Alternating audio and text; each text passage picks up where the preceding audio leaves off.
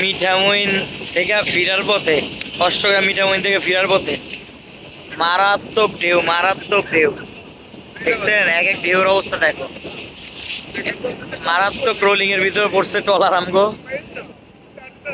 এক এক ঢেউয়ের যে বাড়ি দিতেছে, জাস্ট আপনারা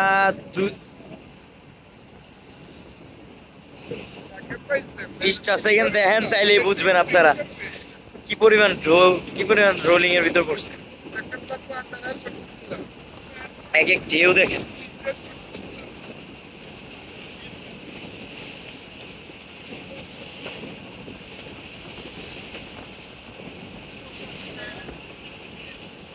পানি মানি ছিটে পানি মানি ছিটটা আইসা বুঝা যেতেছে সব ঢেউয়ের অবস্থা দেখেন।